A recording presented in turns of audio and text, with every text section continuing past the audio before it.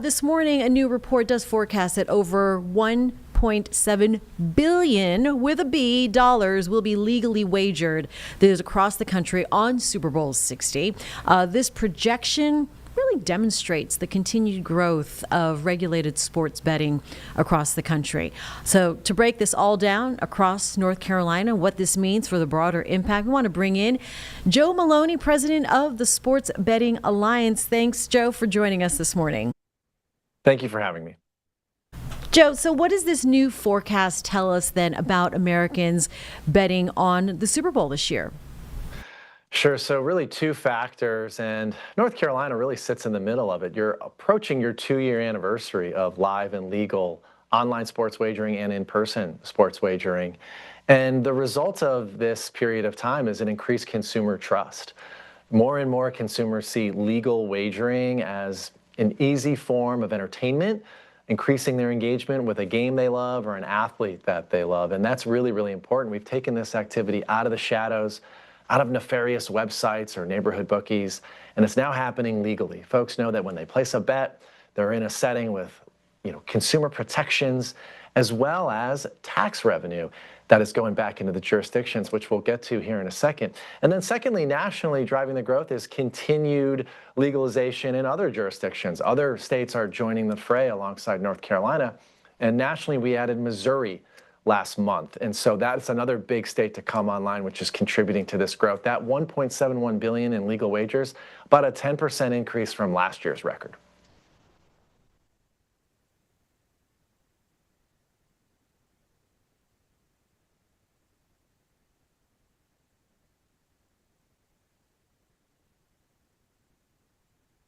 Oh, I'm sorry about that, Joe. I forgot about my mic. Let's talk about these consumer protections then, and why does it matter whether people vote, or not vote, but use legal bets as opposed to some of these offshore sites? Yeah, and thank you for asking. So unfortunately, we still have to fight against illegal websites and illegal actors. And these legal actors, they don't verify age and identity. There's a lot of underage users. They don't provide consumer protections like tools that can help promote responsible gaming, such as wager limits, time limits, and deposit limits. When you bet legally, you have the consumer protections afforded by the state pursuant to the law and the statute that the folks at that the North Carolina General Assembly put in place. So in result, you're in a setting that has protections and also is delivering that tax revenue. Last year, legalized sports betting in the state of North Carolina contributed $132 million. That's going to public university athletic departments. That's going to a major events fund that the governor and others are using to attract big events like the MLS All-Star Game. It's also going to some of the public health concerns around legal wagering, such as services around gambling addiction or gambling disorder. So when you bet in legal settings, you're supporting all of those priorities.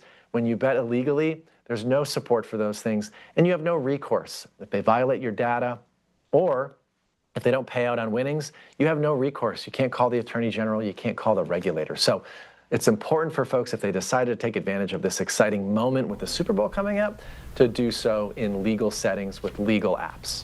Yeah, I mean, absolutely. And seeing that the evolution of legal wages have really come a long way. And since that first Super Bowl, of course, after legalization, where do you see this going? You just mentioned that Missouri is now online, but what's the future of legal wages across the country for sports?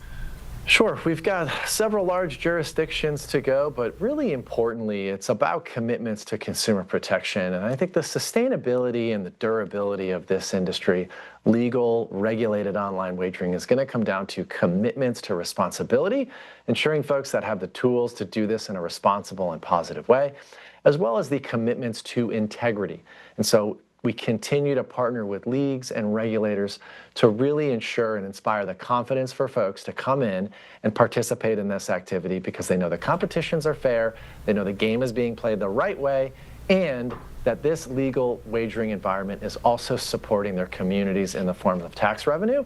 So if we continue down that path, we'll continue to see some growth, and we'll continue to support states in their abilities to platform this legally.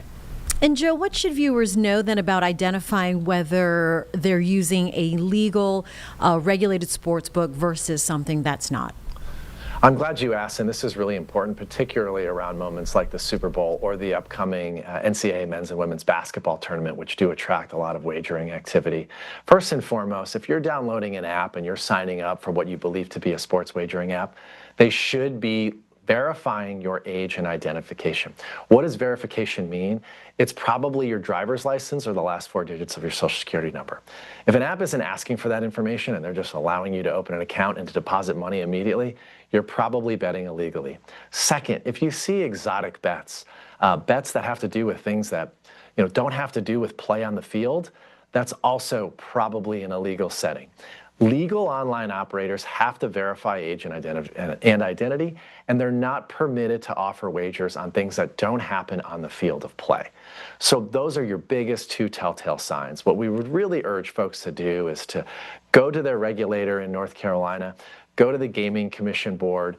They'll have a list of legal online operators where you can download the right legal apps for the state of North Carolina.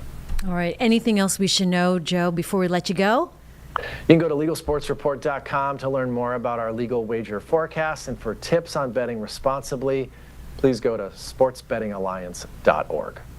Joe Maloney from the Sports Betting Alliance. Thank you very much for your time and for the conversation. Appreciate it.